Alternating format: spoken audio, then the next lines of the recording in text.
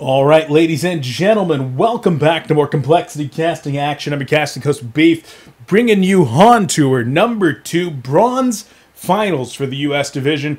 Gone through the Silver Finals today, did some lower round of 4 gold action. Shout out to Vitriolic Gaming as well as Seeking Perfection for putting on an amazing show in that last series, and for the lawn for being there helping to cast today. But guys, we're going to be going into the Bronze Finals here. It's going to be a best-of-3 matchup between these two teams. We do have QLM, Quadlane Mid, taking on SNX, which is something.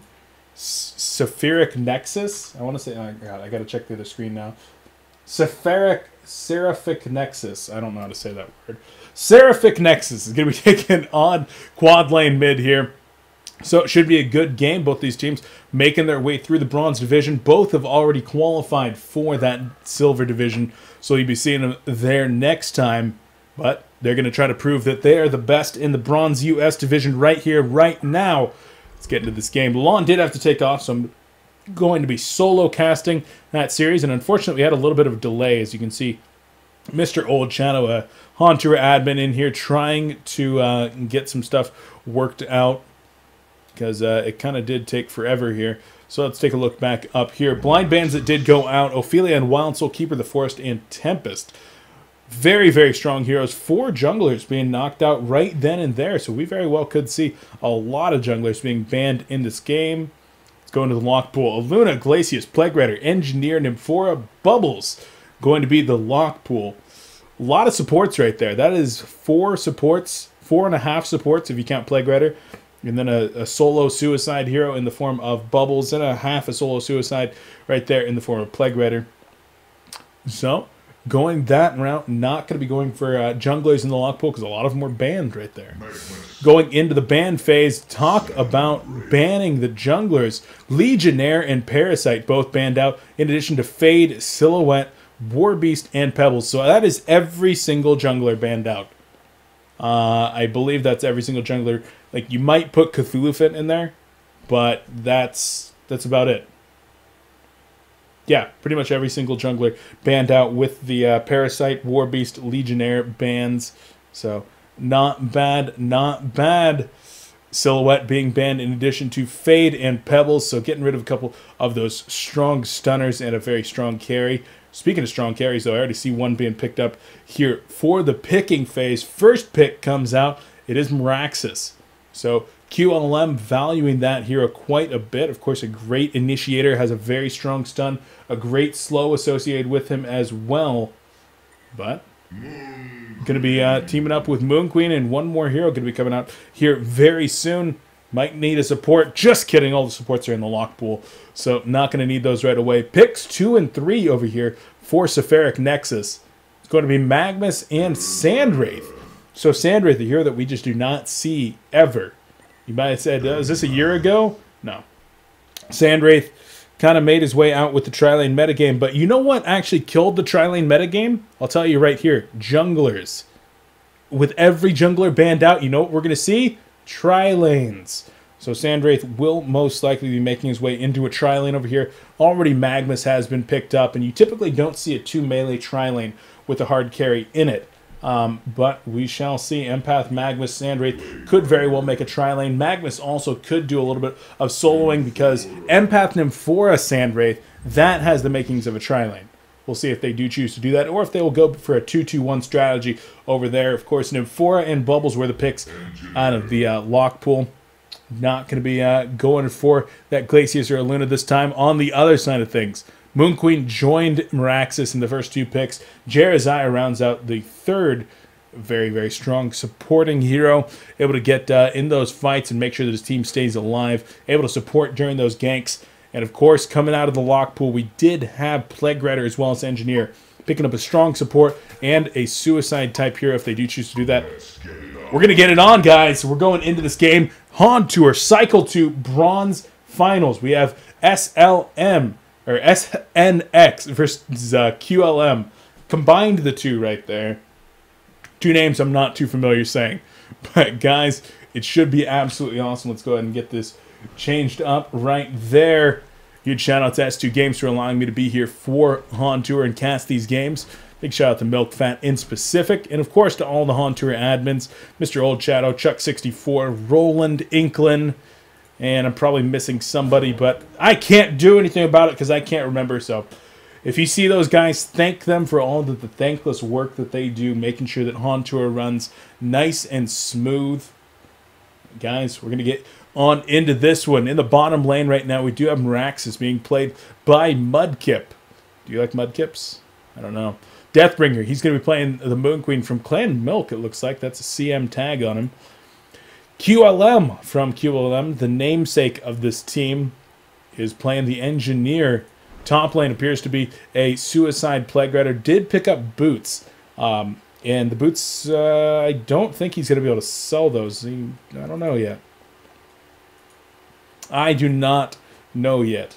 So he might be going for those boots up in the top lane with the potion. Going to drop that ward down. That wouldn't be so unstandard. Jeraziah currently buying for a little bit of supporting action as well as the Engineer. So they're going to be making their way into the bottom lane to try to defend this ward spot. Bubbles is hauling his little turtle butt down there, though. Going to try to drop that ward, and we'll see if he's able to get in there and, more importantly, get out of there with his hide intact. As Moon Queen and Meraxes with the double stuns are going to be making their way over shortly. On the other side of things, Sashi, Seishi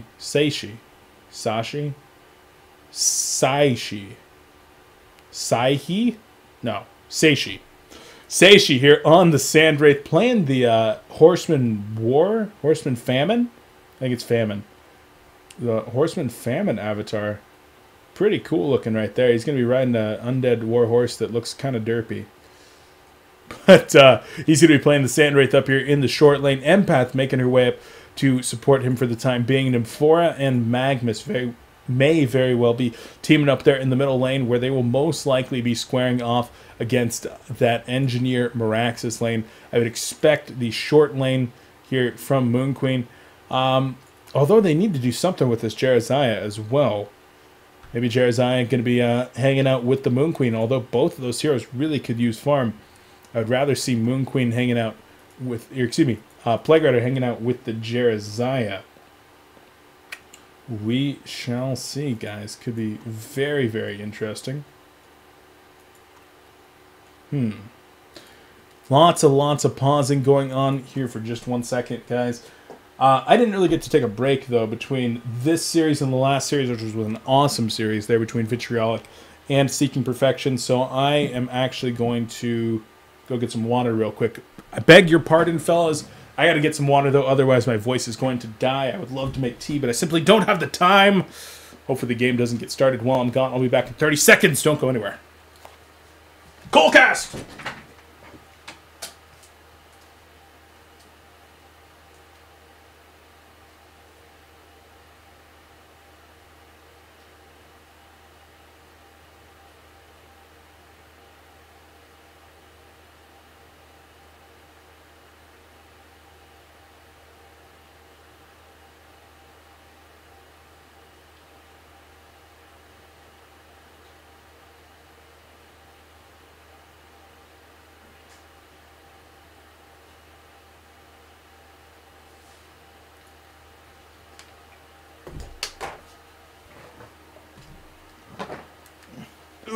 Alright, guys. I am back. And they are still not unpaused. Come on! Let's send him a question mark. It's an aggressive question mark. A very aggressive question mark. As Skype is broken?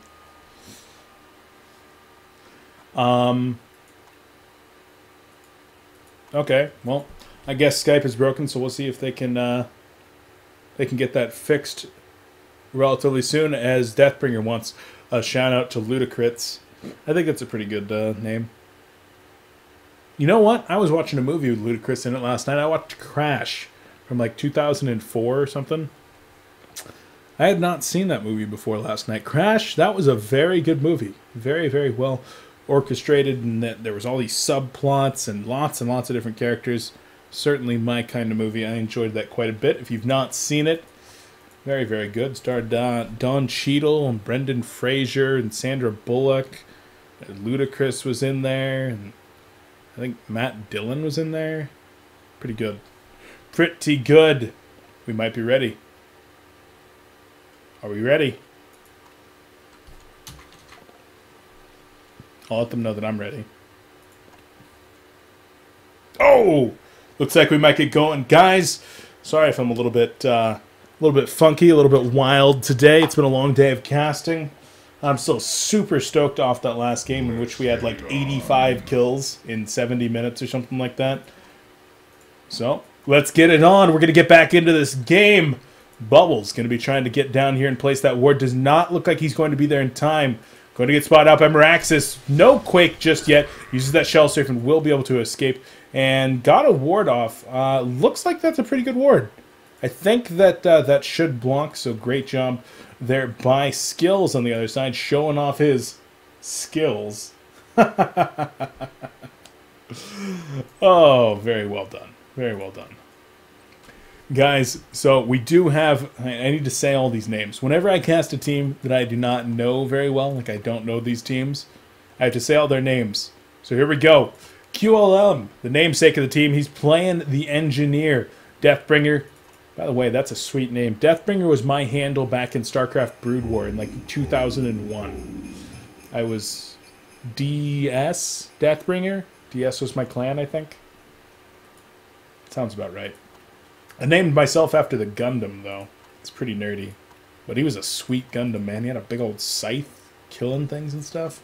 Anyway, Deathbringer's going to be on the Moon Queen. Fire Sage up in the top lane doing his suicide thing on Plague Rider. Did, in fact, opt to keep those Marchers getting toward the middle. We have Mudkip on the Meraxis. And once again, in the bottom, we have Angie Verona.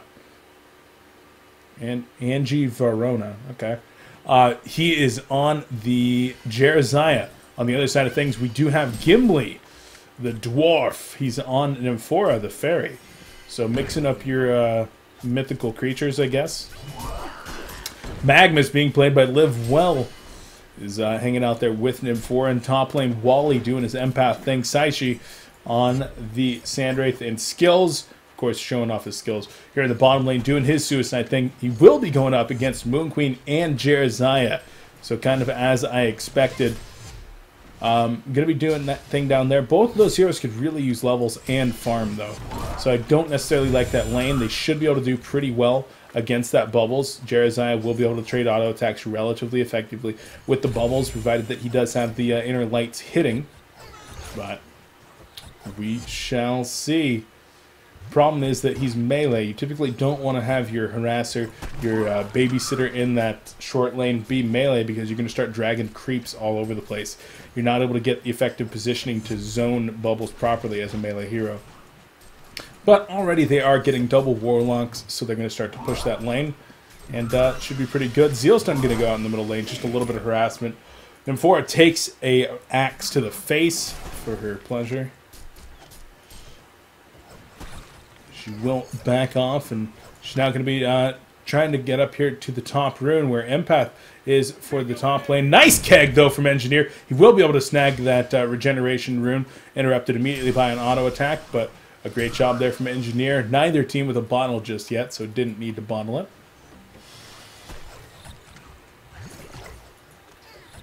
Bottom lane, Moon Queen is just going to be kind of going up against his Bubbles, and Jeraziah is starting to fly out a counter ward, I would assume. Why is the courier here? Oh, Jeraziah already has the counter ward. Okay, so he's going to drop the counter ward with the bird up in the air, counter ward this, he's going to be able to stack. It's a good time to drop that as well. He's going to be able to stack in about 10 seconds here. And then he's going to be able to pull in case Moon Queen does start to push up in the lane a little bit. Lava Surge goes out right there onto Engineer, activates that Steam Path. Keg misses. Sorry, my brain just exploded and I could not remember the name of that skill.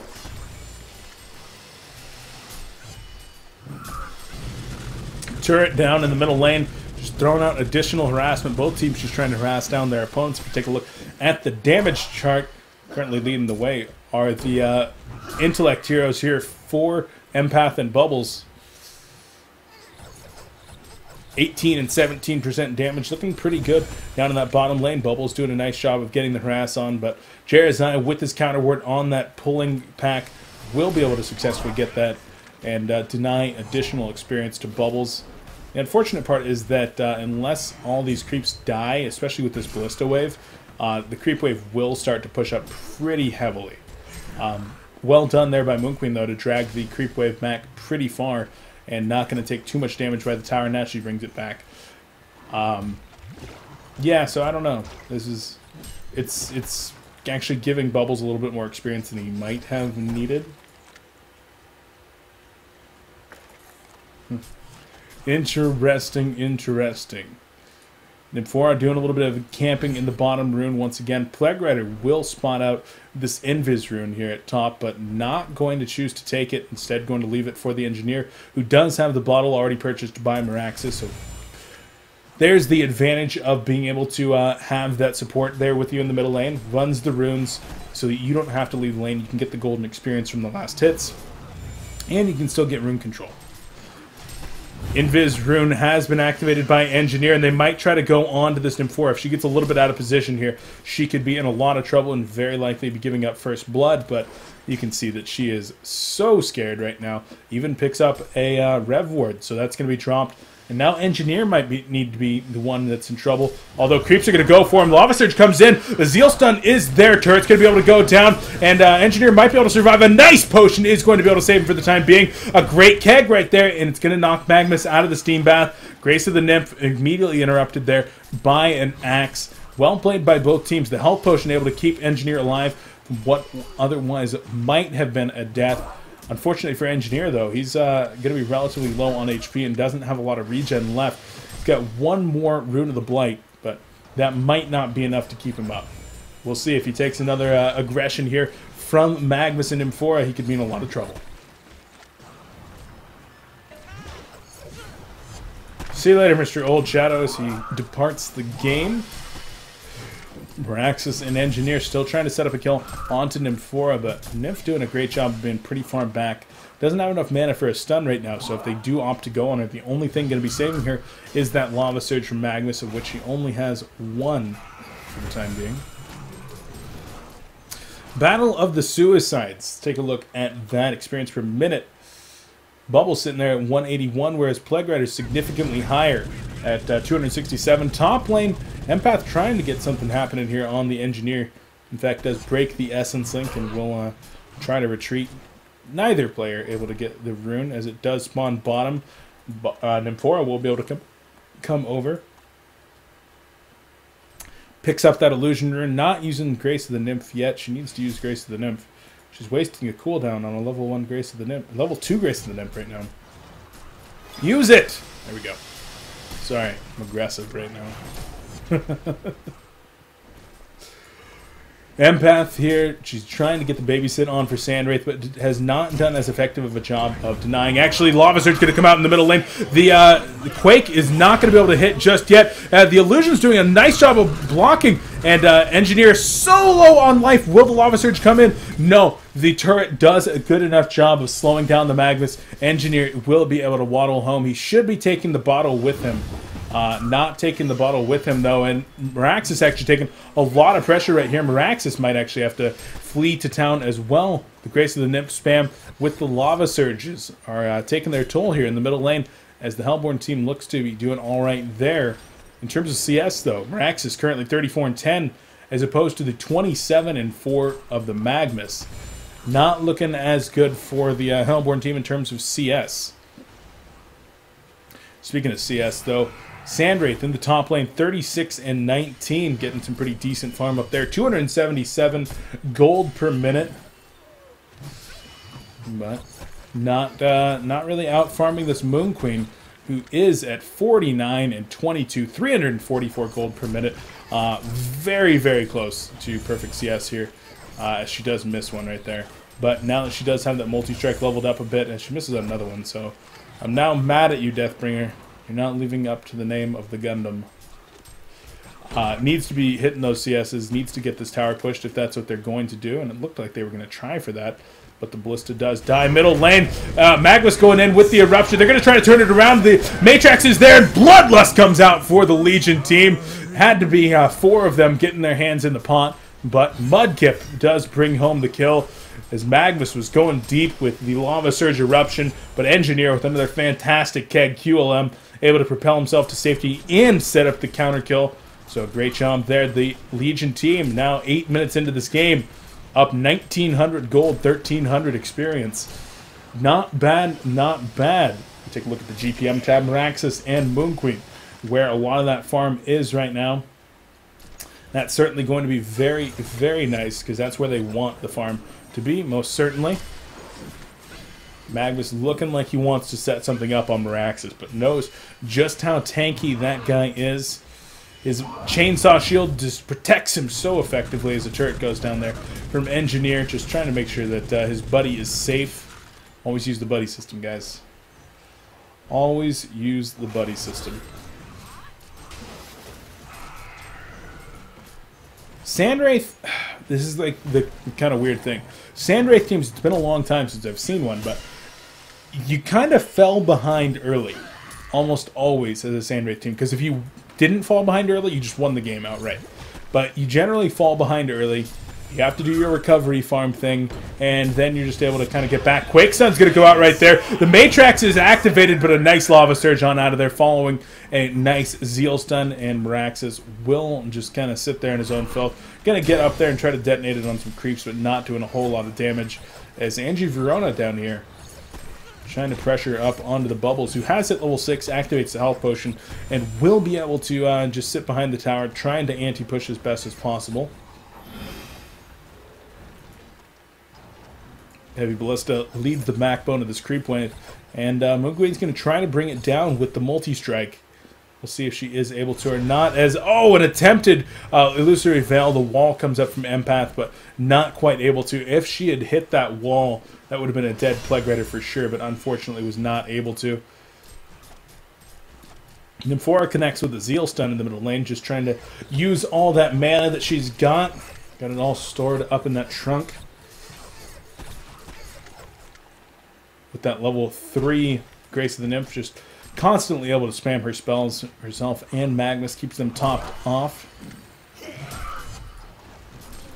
Meraxis having to stand pretty far back, does not want to take pressure. Probably won't die in one go, but very well could take a lot of pressure, and if he doesn't regen adequately, then he could be dying it a little bit later. Moon Queen picks up a Whispering Helm now, so she's going to be able to dominate a creep relatively soon. So of course going to be able to help her with that lifesteal so that she can pressure down this tower. Middle lane, they have backup here in the form of Plague Rider. Ultimate is available, going to be trying to get in there. Plague Rider ultimate going to be able to interrupt the explosion, the eruption, and no, that was an explosion right there. Matrax being activated, and Nymphora might be in a little bit of trouble. Volatile Pod's not going to save her as a smackdown double tap, smack tap goes down for Mudkip in the middle lane. And bottom tower going to fall now in favor of the Legion team as well. Shellsurf going to be able to get the Bubbles out of there. The take cover, well timed, made sure that he did not get hit by a secondary follow-up auto attack. But now at only 12 minutes into this game, a 5,000 gold lead, 3,000 experience lead is up in favor of the Legion team. Quadlane Mid, well, they kind of lived up to their name. That Bloodlust on Magnus, you did have 4 players there in that middle lane. Quadlane Mid, indeed. But still managing to get farm in their other lanes as well. Plague Rider, of course, in that top lane. If we take a look at the GPM as opposed to the other Suicide, 114 here for Bubbles, 237 for Plague Rider, roughly twice the farm. Plague Rider is getting very close to actually competing in farm with the Sandwraith, which is not exactly what you want to have happen, despite the late game potential of the Sandwraith once he gets pretty tanky via that Helm of the Black Legion, via that Mock of Brilliance. If he's not able to out-farm the rest of the team and just become ridiculously annoying, well, he might not be able to out-carry, and Moon Queen is one of those heroes that can kind of just man up against a Sandwraith, because Sandwraith doesn't really do a ton of single-target damage. He's much more so AoE damage and very hard to kill, but Moon Queen with a Whispering Helm, and especially with a Symbol of Rage, can just man up against the Sand Wraith. And so I think that the Legion team should be very comfortable having that Moon Queen. They do know that Jeraziah is around here, and Jeraziah is going to have to go around. Sandwraith ult being activated. He's going to port to this illusion right here. And no, he's just trying to get an assist, actually. Moon Queen activates the Moon Finale. The Kelp Field's going to go out, and down goes Bubbles.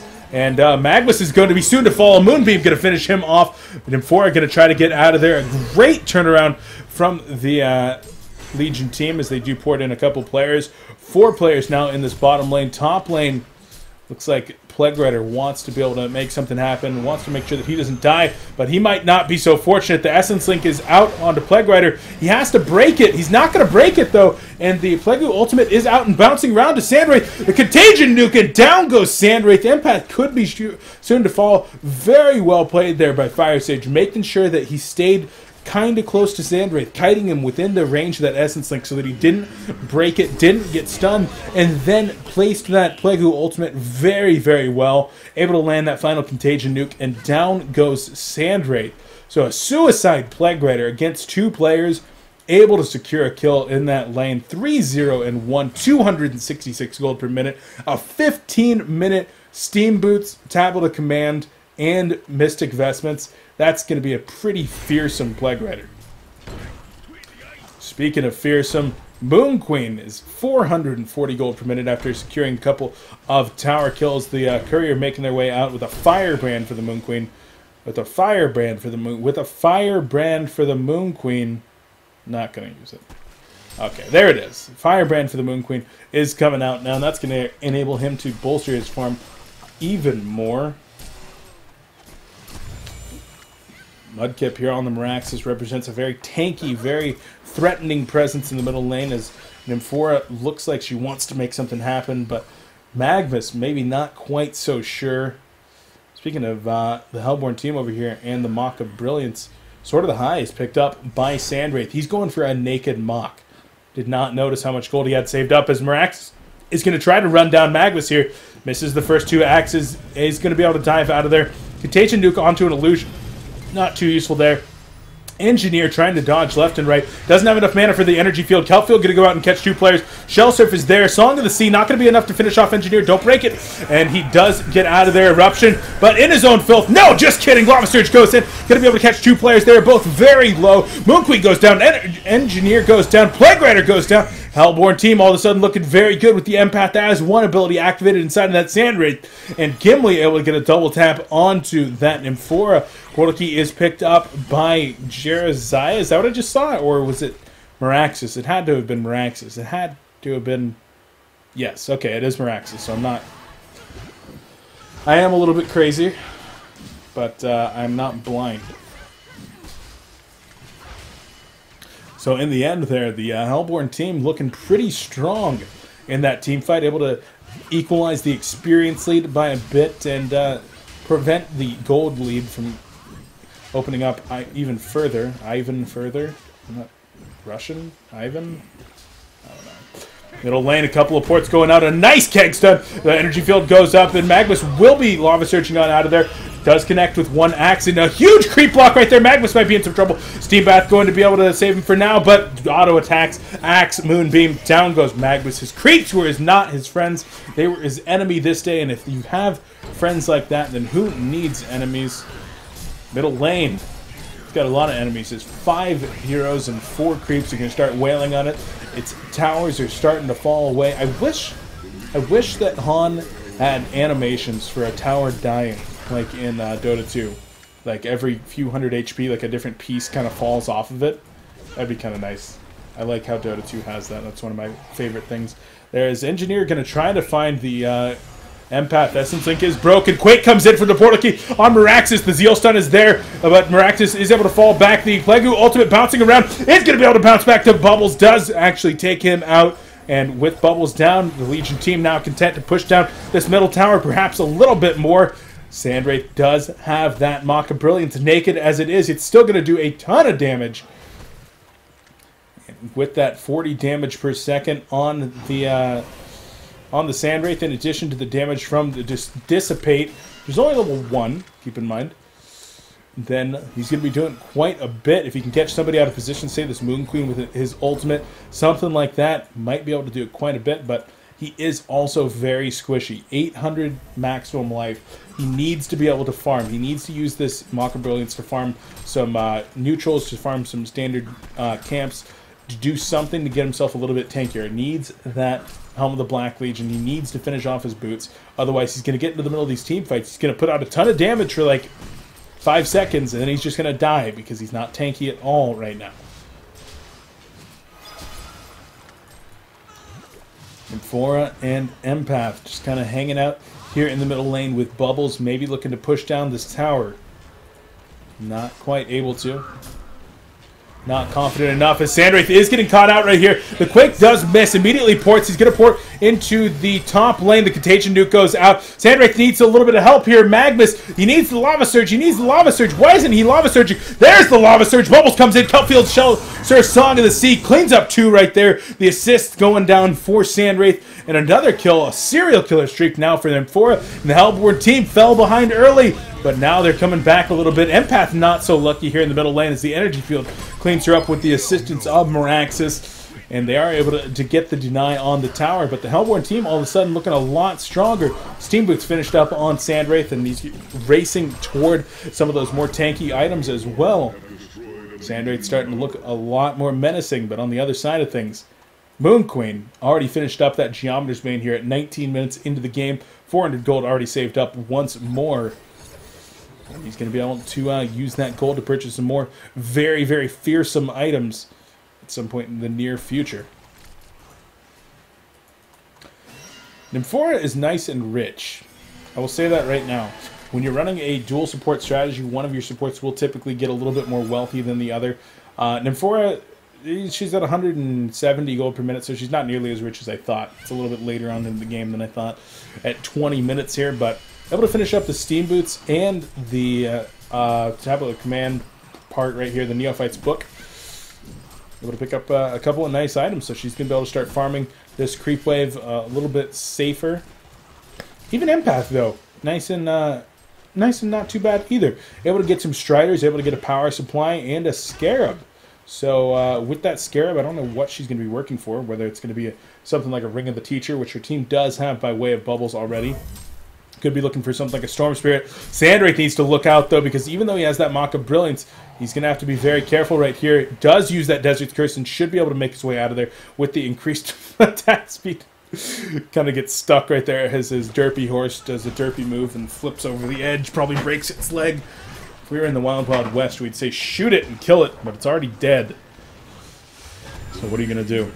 You're going to kill a tower. That's what you do. Is top tower goes down in favor of the Legion.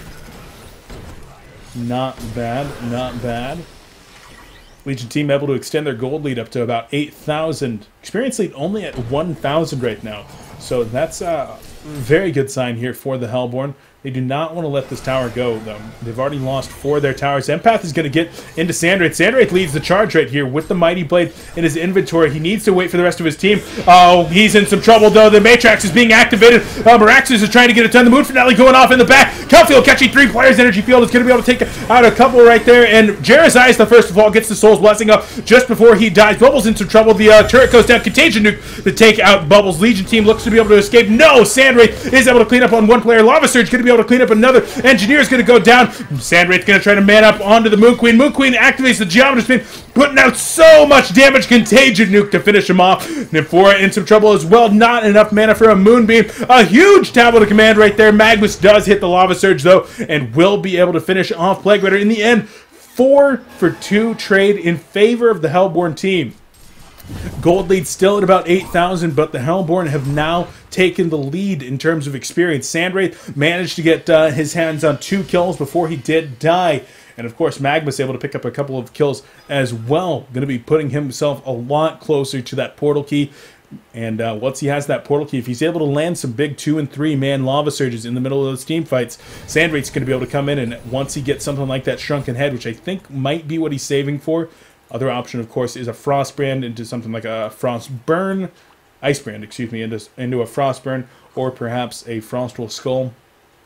then Sandwraith's going to be able to do a lot of damage.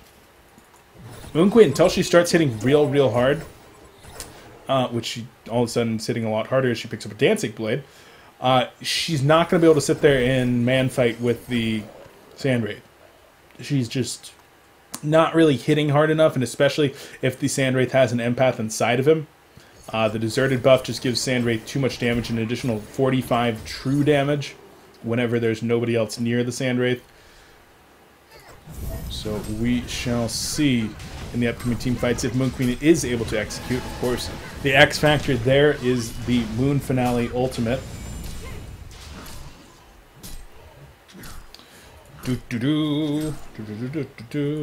Sorry guys, I'm in a weird mood. Bear with me, some of you are going to like it, some of you are going to hate it, but damn if that's what I'm going to be doing. Sandwraith does catch Moon Queen right here, and Moon Queen goes down, the kelp field being used, and a nice job from the Hellborne team to be able to catch an out-of-position Moon Queen in the jungle. Double damage Sandwraith hitting pretty hard at 250 damage with the empath in him.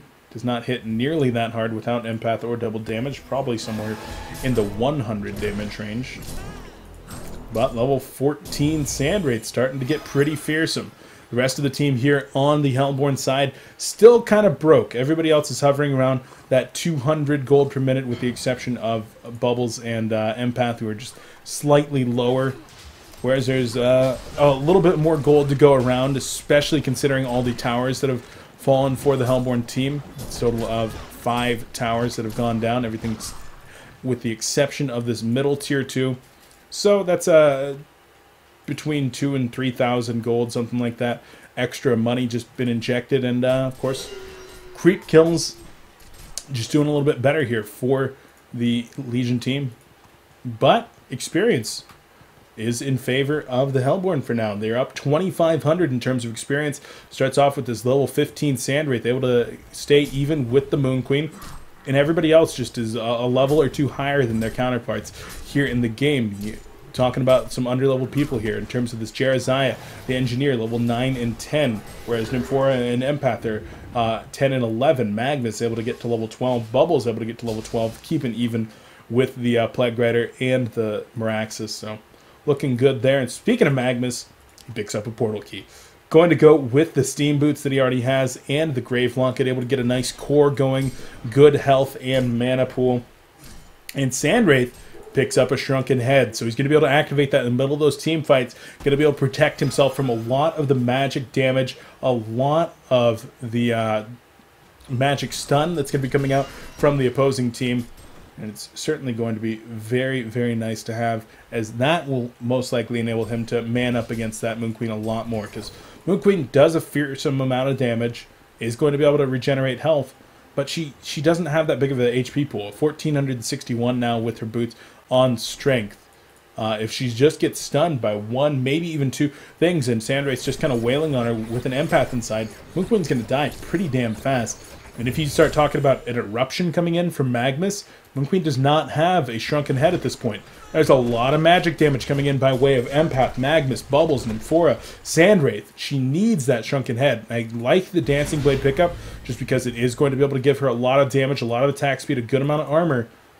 But she really does need to get that Shrunken Head, and I would advise finishing off that Shrunken Head before going for the anything else, as Empath's going to be coming in right here, and Moon Queen just absolutely gets disintegrated. Plague ultimate bouncing around as Sandwraith's just manning up on top of the Plague Rider. A couple more auto attacks. Contagion Nuke going to be going out onto Bubbles. A nice Tablet command, and Bubbles will be able to get out of there. The Hellborne team able to secure a couple of kills right there, not losing anybody for it, and of course any kill on Moon Queen is a great kill, and that right there, she needs that Shrunken Head more than she needs to finish that Wingbow. If she finishes a Wingbow before a Shrunken Head, I'm going to be upset, because the Wingbow is going to give her more damage, it's going to give her the evasion, but it's not going to protect her from the magic damage, the magic stun that's going to be coming out of this team.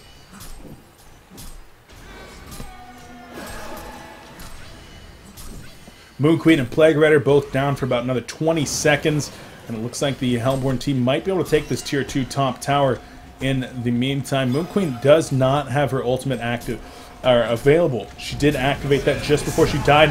Rax is going to go in, activating the Quake right there, and Magmas channels the Eruption, a big Eruption on a few players right there. Lava Surge going to be able to catch Engineer out of position, and Engineer is going to be in some trouble. He will get stunned down, but in the backfield, it looks like Sandwraith is going to be able to escape. Nobody's dying right now. Engineer does get taken out by the Shell Surf. The Song of the Sea afterward, and Bubbles is going to be able to use his portal key to get on out of there at any point in time. Vulture Lord is there. Kill the Vulture Lord. Destroy him! And M4 is actually in some trouble. Uses the tablet of command, able to make it up the hill. Raxus is there, though. The Quake goes down. The auto attacks from Mudkip to finish him off. And M4 gets caught a little bit out of position. You should have killed the Vulture Lord. Offset some of your costs of death. Not quite able to. It was the Vulture Lord. I tell you, if he had gotten it, he would have survived. Sandwraith picks up a Firebrand now. So now he's going to be making his way toward either that Geometer's Bane or that Frostbrand. Frostburn. Damn. I cannot say those words. Why can't they all just be called Dawnbringer? Like I can keep Searing Light and Frozen Light in my head because those make sense. But Frostbrand, Icebrand, Frostburn, Iceburn. I can't keep all those straight. Sorry, can't do it. Can't not do it. Can't wait until those items are available here in the game. It'll be very nice for sure. Taking a look at the Legion team, they're falling behind. They're falling behind quite a bit. I mentioned this very... Damn it! Moon Queen. She does finish the Wing Bow before a Shrunken Head. I highly disagree with that. I just mentioned that... the Sandwraith, it's a team that you fall behind with early, and then you just kind of recover with, and you hope for a late game. But this Sandwraith has been extremely active. 6-2-7 Sandwraith, been involved in 13 out of 13 kills. Get that through your heads. 13 out of 13 kills. The Sandwraith has been there for every single one of them, and he's doing fantastic. Big shout out to Saishi for actually being the reason that his team is in this game right now. And, well, of course, the rest of his team as well. They're able to protect him, get the farm that he needed on the Sandwraith. But a lot of it comes down to the Sandwraith being able to rush that Mach and then immediately get the farm right afterward. Able to get involvement in a couple of kills with minimal deaths.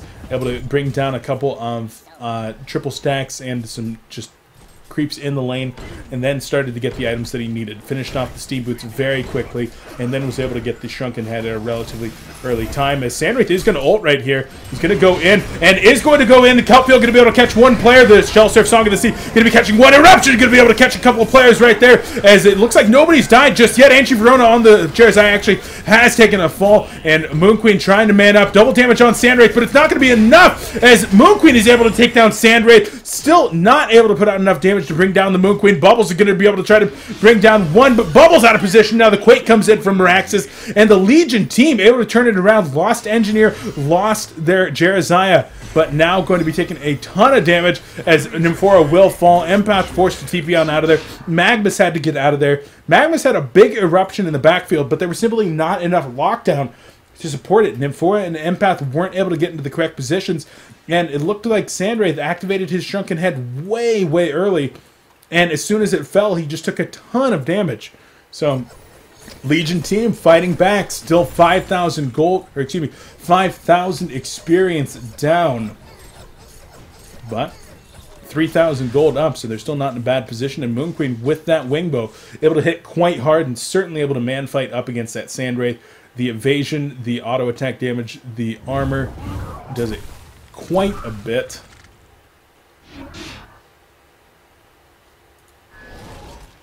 Raxus and Plague Rider both picked up a Shaman's Headdress now. Very odd. You don't typically see more than one of those on a team, because the only reason that you normally build it is if you're going to be going for... Oh, that's a dead person right there. Moon Queen does take a fall, as Sandwraith is doing a very good job. They're combining their global presence between Nymphora and Sandwraith to actually spot somebody out, TP the Nymph there, and then use the Sandwraith ultimate with the Empath. And all of a sudden, with this level 11 Nymph, you're able to get all 5 of your players there, between the Sandwraith Empath, and then Bubbles, Nymphora, and Magmus inside of the Nymph TP. So doing some work right there. Now they're going to turn their attention toward Congor. The Legion team, though, looks like they're pretty aware of it as they walked right by Ward of Sight. The Hellborne team is aware that the Legion team is aware. And they're going to go ahead and actually retreat for now. Sandwraith using his Firebrand and that Mock of Brilliance. Try to bring down some double-stacked Ancients, and so he shall. With that, he does have enough money to finish up that Frostburn, that's what it's called. So if he does pick that up, that'll be nice for him. Of course, the attack speed slow comes with the Frostwolf Skull. The movement speed slow from the Frostburn will be pretty nice to have. Defensive tower missing because of that sweet wing bow that Moon Queen does have. Now, here's one thing about the wing bow that is nice. She farms a lot faster with a wing bow than she would have by picking up a Shrunken Head. I think I would have preferred seeing the Dancing Blade into Shrunken Head, though, because the Dancing Blade into Shrunken Head, you get the magic and vulnerability, you get some life, you get some damage. Putting the additional 2,600 into the wing bow, all you gain is 5 additional agility, 32 damage, 30 attack speed, and 30% evasion. Okay, that's actually a lot. That's a lot of stuff. So maybe she's right. Maybe that's why this player is in there playing instead of me. Maybe they do know what they're talking about, getting the wing bow first. Wish I had a competitive insight caster to argue with, to tell me that I'm right or wrong. But I still think she should have gotten the Shrunken Head. There's a lot of magic damage coming out, a lot of stun coming out. Plague Rider does finish up that Barrier Idol.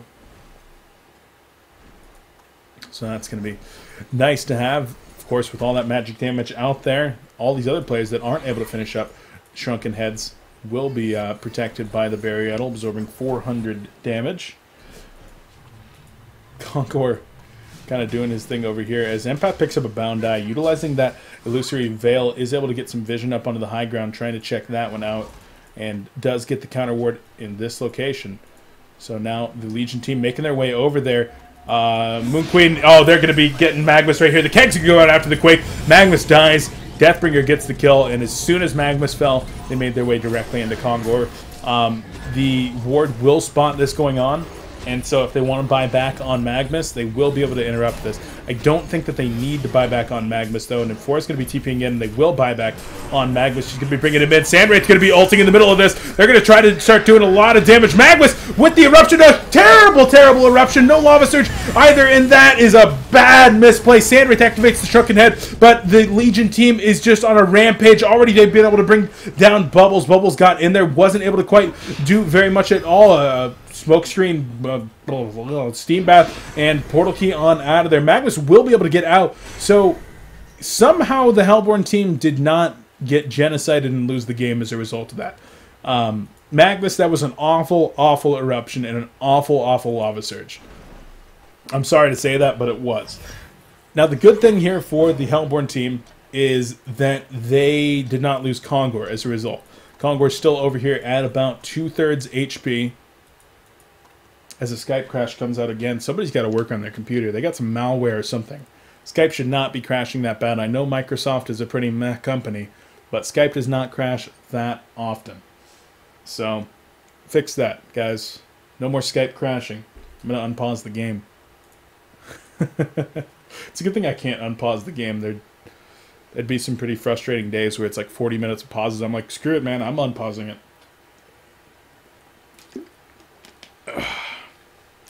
So Hellborne, they're going to be able to take shot number 2 here. Eruption will not be available for Magnus. Not the biggest deal in the world. A lot of the cooldowns are unavailable here for the Legion team as well. The Moon Finale will be available, but Plague Ultimate, the Matrax is going to be unavailable for 25 seconds. And of course, Soul's Blessing here from Jeraziah, another one of the big ones, not going to be available. And the Energy Field from Engineer. Bubbles is going to be back. He's not going to have the Kelp Field available, and the Sandwraith Ultimate down for 30 seconds. So we'll see if the Hellborne team does try to go back in here. I think the wise move for both these teams is the Hellborne pressures the Legion falls back. They both fall back. They wait until they have more cooldowns available. That is what I think. But we'll see. Legion team still hanging around right here. The Ward of Sight does spot this out. Very well placed wards here from Wally. He's done a fantastic job on the empath, able to get his team what he needs. And, well, Legion team going to make their way over there. The Illusory Veil is going to be able to spot out these players. And so the Illusory Veil let them know, let the Legion know that the Hellborne knew they were there. I think I would have preferred that they just go in there with some stuns. If you have an Amphora in this location, Magnus comes in, Lava Surge is down in this direction, and then Amphora stuns in this direction.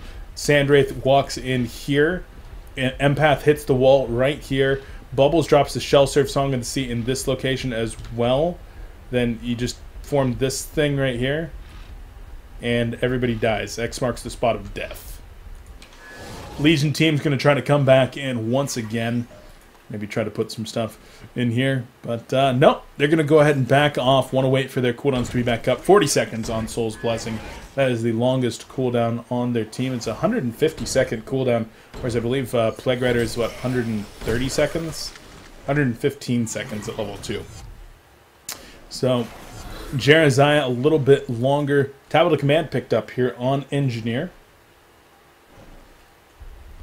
So he's going to be able to push people around through his energy field, get the Purge effect going on. Tablet of Command already picked up on Amphora on the other side, as well as an Abyssal Skull on to Wally playing the Empath. Sandwraith and Empath starting to push out quite a bit here in the top lane, starting to push on that tower. Moon Queen is working on the Congor, but Sandwraith will be able to ult in with Empath there. Shell Surf's going to go out. No Song of the Sea, as Bubbles is now in a little bit of a bad position. Magnus is channeling up that Eruption, and Magnus is going to be able to use that Eruption onto Plague Guard. Plague goes down immediately. The Congor does go down. Moon Queen did not pick it up. It does not look like. I don't know who has the token just yet. Sandrick running around in the middle of things. Steam Bath on Magnus. A nice Lava Surge. Going to be able to catch 3 players there. Bubbles is going to try to bring down the Engineer inner lane onto Engineer. He will be able to survive for the time being. I don't know who has the token. And Sandwraith's going to try to TP on out of there. Magnus gets in there. Another big Lava Surge, catching a couple players. Shell Surge, Song of the Sea, and down goes Jeraziah. Bubbles is going to take a fall as well. They're going to try to bring down Magnus. Magnus is in a little bit of trouble. It will be able to survive. Zeal Stun goes out just for cover. And now we can take a look. It looks like the Token of Life was killed. It was killed or it was used immediately, and I don't think it was used immediately. So, what the hell? Sandwraith just picks up a Savage Mace. So, interesting. Savage Mace is a pretty nice item, but as a second item, third item here for Sandwraith, I mean, finish up the Frostburn. Like, make a Geometer's Bane or a Beastart or something. He needs to be tanky, but he's going for all-out damage, and with Empath inside of him, Sandwraith's hitting pretty damned hard. He's going to ult right here. Where's he going? He's going on to somebody. He's going on to the Engineer right here. Activates the Shrunken Head. The energy field is up and will not be able to finish off the kill onto the Engineer. The energy field preventing him just a little bit too much. Matrax already used by Meraxis, and Sandwraith will be able to just get on out of there. Utilizing that boost from Empath. Going to be giving him quite the speed boost. And damn, if this Sandwraith does not hit hard, he actually hits pretty damn hard. 300 and something damage with an Empath in him. 370 damage with Empath and Deserted buff, and that's not bad. If he's able to finish up something like a Geometer's Bane or even a Frostburn, they're going to be able to pump out quite a bit of damage. Legion team just kind of hanging out here in the middle lane as more TPs are coming in. They're going to try to set up a counter gang in this top lane, but Sandwraith backs off very wisely. Does have a TP scroll if he does need to use that, but instead just going to make his way into the jungle, perhaps do a little bit of neutraling. There's just some single stacked camps in there. No big deal. The current state of things, 8,000 experience advantage for SNX, Seraphic Nexus. The gold advantage is in favor of QLM. Quadlane Mid holds it with 3,000 up. Not a big deal, though. Not real big at all. You know what is a big deal, though? Moon Queen just finished up her Shrunken Head, so she's going to be in the middle of these team fights doing so much damage. She's able to get a Symbol of Rage relatively soon, or say, a Savage Mace relatively soon. She's going to be doing a lot of damage. Sandwraith using his ult, freaking me out, not actually doing anything. I really actually like this Sandwraith play. I like it a lot. 18 kill involvement in this game, and this is the way to play Sandwraith. I remember when they made a change to his ultimate, reduced the cooldown to 120 from 160, actually 80 now. Holy moly, that's low. They said they wanted to do it to make Sandwraith more involved. They reduced the mana from 160 on his Desert Curse to 120, and they said because they wanted to make him more of a ganker. They don't want him to be a farm, super hard carry. But what are you going to do, right? So here he is. He's showing that Sandwraith certainly does have the potential, at least in this game, to be able to be an active carry here in the early game, even with only 500 gold per minute. Wow, this is kind of ridiculous. Has to use the Desert's Curse to get on out of there, and will be able to make his way over to the Ancients, which he will gladly accept, doing a little bit of resource management. But yeah, Sandwraith looking very good. I would not mind seeing him finish up his Frostburn and then pick up something like a Nullstone or Nullfire Blade level 2. That's what he should have already, especially with a Jeraziah on the other team. I don't know why he doesn't already have a Nullfire Blade. That's something that you see picked up on Sandwraith quite often, but none on this Sandwraith. I remember reading or hearing somewhere a while ago that Nullfire Blade level 2 was the highest or second highest DPS item in the game in terms of just pure damage, because of the attack speed, the attack damage, as a little bit more of the mirages going on here. Sandwraith, he just does so much damage. Look at this, 27% of the damage in this game being done by Sandwraith. It's absolutely stupid. But yeah, Nullfire Blade, because of the 36 agility or whatever is on it, and because of the attack speed that you get the agility there, because of the damage, and because of the mana burn, it just does a purely, like, ridiculously high amount of damage. Magnus picks up a Soul's Bulwark, so that's a little bit odd. You don't see that too often on a Magnus. Maybe a Storm Spirit, or a Sheep Stick, or a Hellflower, maybe even a Shrunken Head. But picks up the Soul's Bulwark, knows that his team does need one, and he's going to be the man to pick it up.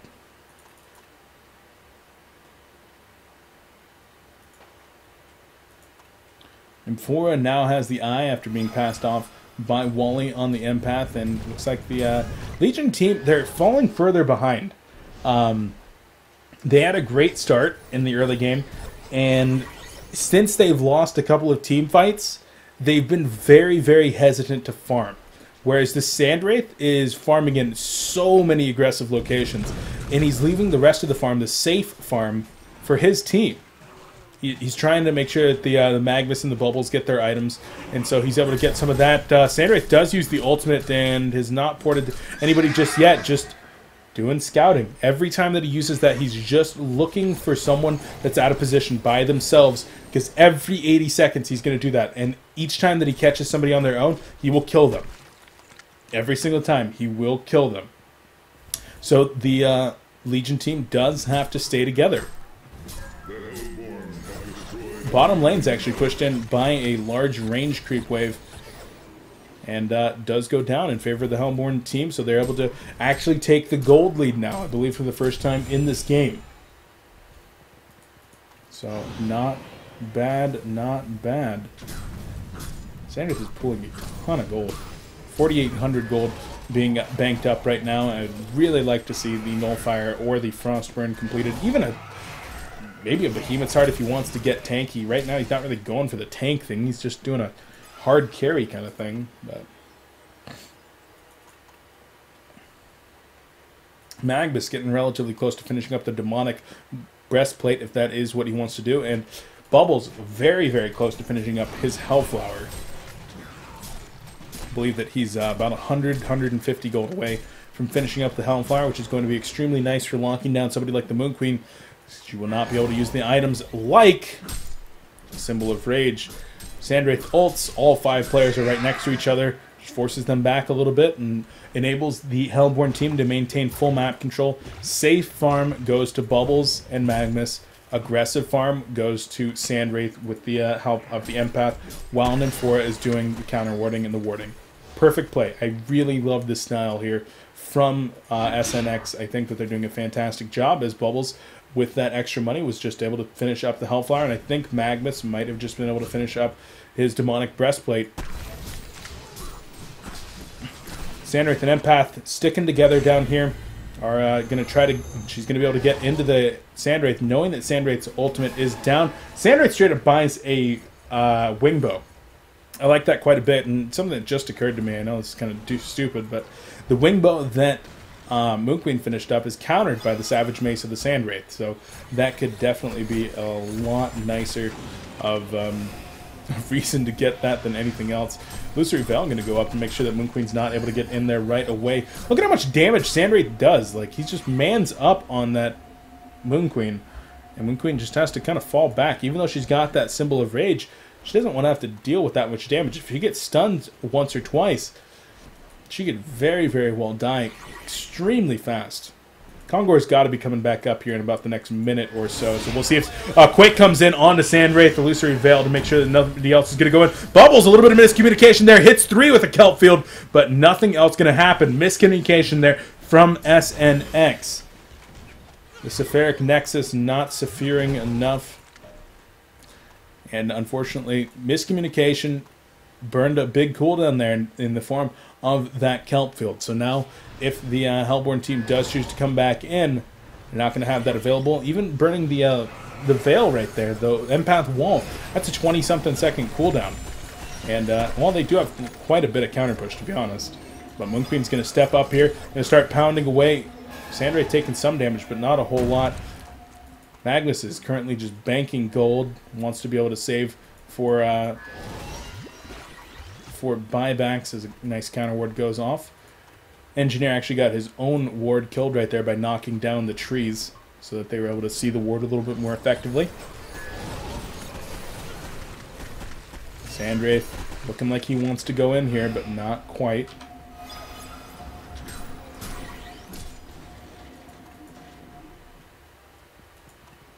Not quite, not quite. Engineer is kind of skulking around, and now that Congor is back up, they're going to be looking for a kill on the big guy. Plague Rider with a couple of illusions. Excuse me, that's not Plague Rider illusions. That's actually Moon Queen. They look so similar. What the heck? What the heck, indeed. They're both just kind of playing super passive. Sandwraith and the Empath are going to be making their way toward the top lane once again. Now that Sandwraith does have that ultimate available, they're going to wait until the rest of the team gets into position, start a big push here, maybe hope to take down this top tower before they have to port. And Sandwraith is going to ult in right here, and he's going to need to TP to this. Does not actually do so. So now he's going to need to actually use a teleport scroll, but he does not have one available. Sandwraith's going to have to haul ass over there, or they're going to risk giving up a free Congor kill.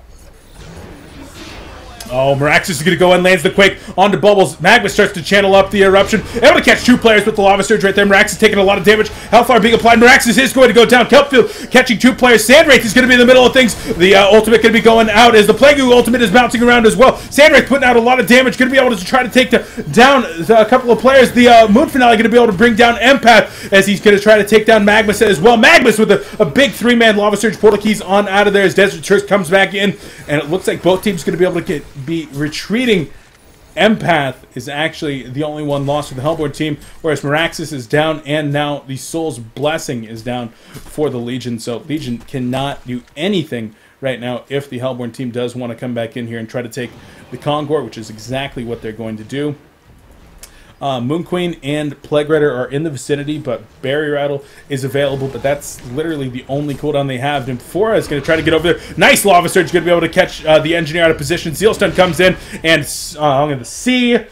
Down goes Engineer, And with that, this should be a free Congor kill. Sandwraith's going to get back in there. Doesn't have any real tanky presence, though. And doesn't have any... Actually, they're going to be going back in. Going to catch the Moon Queen out of position. Perhaps the Protective Charm is there. And Moon Queen's going to try to actually grab the Token of Life. Shrunken Head being activated, though. Sandwraith hits the ultimate. He's going to try to get in there. The Barrier Idol being activated. But Sandwraith just doing so much damage. Jeremiah taking a lot of damage. As Sandwraith is going to go down right here. But not before Jeremiah falls. Token of Life going to bring Sandwraith back up. Take cover being activated there by Bubbles. Drops the kelp field right before he dies. Magnus and Sandwraith are the only ones left available. And looks like they're going to actually go for a little bit of a push rather than falling back immediately. Sandwraith does not have a TP available to him. So this is very sketchy. The Legion team is going to start to push up here, and they're going to try to take down this middle tower in racks. And Sandwraith's going to go for a counter push. Sandwraith cannot make it back to town for 40 seconds.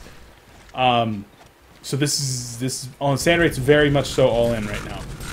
Needs to take down this Rax, needs to force back the other team, but the Legion team has so much more pushing potential. And why do bronze games always come down to base races? Energy field is there, but it's not going to be able to prevent the Sandwraiths from taking down these Rax. Moon Queen TP's back after the Rax are taken out here in the middle lane. Sandwraith's going to try to get something done. Moon Queen and Plague Rider are there, though, and Sandwraith's in some serious trouble. Has to activate the Shrunken Head. 8 seconds, 7 seconds until the Mirage, but not there. Sandwraith takes a fall.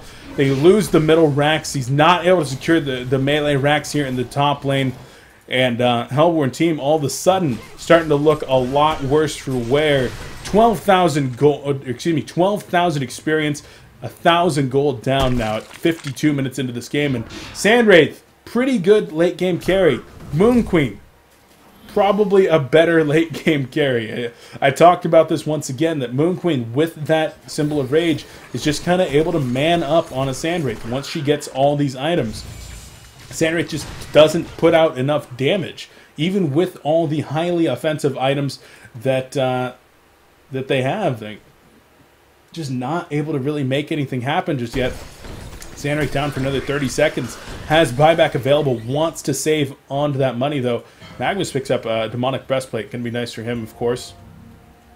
Sandwraith is going to need to buy back here as the defensive tower is starting to take a lot of pressure. 15 seconds left on buyback. The Glove of Fortification is not available here for the Hellborne team, and Sandwraith's actually not going to buy back. They're going to lose this Rax before they actually get that. Quake is going to come in. 5 seconds left on Sandwraith. This is such a bad play from them, and Eruption going to be coming in. A Lava Surge going to be able to hit a couple of players right there. Nobody on the Legion team dying, though. Magnus is going to go down as well as Empath. Nymphora is going to be going down as well. The Mirage activated from Sandwraith. He's in the middle of the battle. He's going to be able to take down the Plague Rider, but nobody else. Bubbles comes back in. Magnus buys back. Bubbles buys back. They're going to be able to get in there. Lava Surge could be able to hit 2 players. Moon Queen is very low. Moon Queen is going to fall. Able to defend the melee Rexer now. And 4 players down. 5 players down. A genocide here for the Hellborne team. What did I say about a bad play? Screw that. SNX gets a genocide. They're going to be able to push up no matter where they want to. Level 18 and 4 are going to be able to take all 4 of these players, and they're going to hit this top Rax, and they're going to hit it hard. They're going to knock down the Rax. Buybacks available on the Moon Queen, available on the Engineer. Engineer buys back immediately. Moon Queen not so happy to pull the trigger. She's going to be holding on to it, wants to make sure that she's going to be able to have the support she needs. And looks like they're not going to be able to go for the mid-racks because, unfortunately, the defensive tower is still there. And before you're going to the wrong tower. Now, Super Creeps here in the middle lane are there. Moon Queen activates the Shrunken Head. She comes back in. Sandwraith goes down. Bubbles is going to try to get out of there. Panic ports, though, and he needs to take cover. Needs to take cover. Nice portal key right there. Able to get out. And it looks like the 2 supports are going to be able to clean up the way before they do any substantial damage to the Sacrificial Shrine. But losing the 2 Sacrificial Shrine towers puts the gold lead even more back into the favor of QLM.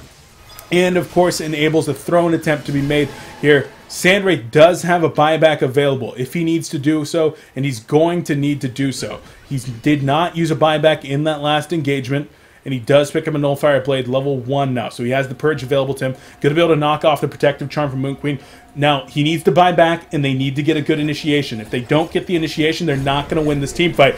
Mirage is going to be able to go out, catching a couple players. Nullfire Blade onto Moon Queen. A Lava Surge onto 2 players right there. Moon Queen in a lot of trouble. She's going to drop immediately. Jeremiah drops. Mound Eye hits the floor. Not able to get anything off. The Tablet of Command going to be pushing Plague Rider away for now. Meanwhile, in the middle lane, creeps are going to start pushing up very, very quickly. So Hellborne team, they're living on borrowed time. An auto attack goes out. Going to keep Plague Rider in combat, so he's not able to use a portal key that he does not have to get away. And Forrest starting to use her teleport. She's going to be taking the team into the base over here as close can get. And 3 players going to start wailing on the defensive tower. No buybacks available for Moon Queen.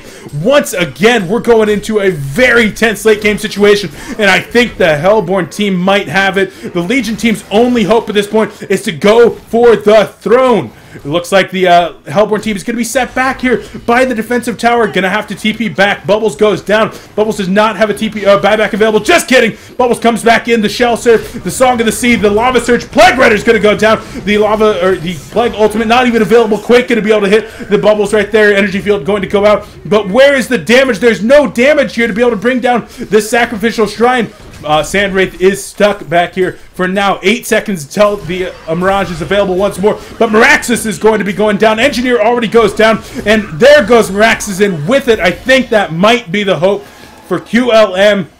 Looks like SNX is going to be able to take game 1 here as Mega Creeps are just a couple of buildings away. But wait. Johnny's here. Savage Mace picked up on Moon Queen. Will she be able to bring it back? Jeremiah has to activate the Soul's Blessing and will be able to turn around. Moon Queen is there, but the Melee Rax goes down, able to defend the Range Rax. It's the only one left standing. Ranged Rax, as well as a full set of Rax here in the bottom lane, is what's protecting SNX from the Mega Creeps. So just like that, Hellborne team all of a sudden up 12,000 gold, 27,000 experience. What the hell happened in this game, guys? I don't even know. The last 2 games, the gold series before this was stupidly sick as well. And this game has been amazing as well. Wow. It's awesome to not cast diamond matches. Everybody in diamond, it's like, oh, 4 kills in 60 minutes. Just kidding. 60 kills in 60 minutes. Last one had like 85 kills in 70 minutes. Absolutely brutally good games here, guys. So I hope that you guys are enjoying yourselves as much as I am. Very much so enjoying casting the bronze finals. This is bronze, guys. Bronze! There are so many good teams here in HoN Tour. It's not just diamond. It's not just gold. It's not even just silver. These teams, all the way down to bronze, these are solid 1,800 players that are playing their hearts out right now. They want to bring home that first place $300, that 300 points toward HoN Tour. They've already qualified for silver. They're going to be trying to make their way through that next. But before that, they have QLM in the way here. Sandwraith activates that ultimate, not going to be using it to teleport to anyone just yet. Speaking of Sandwraith, he did upgrade that Nullfire Blade to level 2. Magbus picks up a Storm Spirit. Empath finishes up her Tablet of Command and now has 2,000 gold banked for a buyback. Barry Idol's been fished up for quite a while here on Nymphora. And, well, she's going to be saving up for buyback as well at 4,000 gold. Bubbles finishes up his Hellflower and picks up a Thunderclaw. What the hell? That's something you don't see every day. On the other side of things, Green Triangle picked up as well as a Storm Spirit here on Plague Rider. The Void Talisman going to be able to save Plague from us. Sandwraith at least a bit. Post Haste as well as a Savage Mace picked up as they're going to go in. Quake is able to catch Nymphora out of position. This is why she needs the buyback, because she drops right there. Buys back immediately, though, and she's going to be back in the fight. Matrax unavailable for 50 seconds, though. I would not think that the Legion team's going to be happy to push in without that Matrax cooldown up. So we'll see if they do try to go in there. The Bound Eye was dropped, and Plague Rider does pick that up. And it looks like the Legion team are going to be able to actually come in here. They are living on borrowed time. Look at the top lane. 30, 40 more seconds, and these creeps are going to be working on the middle towers. They're going to be working on this Ranged Rax. The Ranged Rax goes down. That is Mega Creeps. The Legion team is all in. Magnus comes in with a big 4-man Lava Surge right there. The energy field is down already. Jeremiah goes down, unable to save himself. Nymphora is going to go down once again. Plague Rider ultimate out, but he goes down. Moon Queen in the thick of things, trying to get it done. They're going straight for the Sacrificial Shrine, trying to get it done, but no, a Genocide coming out for the Hellborne team, and it looks like They might have just done it. Buybacks unavailable. Nobody has one. And the Hellborne team, all they've got to do is make their way back down the middle lane. I swear to God, guys, the Bronze Finals are the most epic games I will ever cast. Ever. Every time I cast a Bronze Finals, it's stupidly base racy and epic, and it comes down to a sacrificial shrine. If you did not watch it last week, Jock versus Dober on Damp for the Bronze Finals was another epic series. Look at this. Mega Creep's going to be going in here if they bring down the racks. They say, screw it. We're going for the World Tree. GG Well Playeds are coming out. And the vote to concede passes. SNX Seraphic Nexus takes game number 1 in this best-of-3 series to determine the champion of the Bronze US Finals.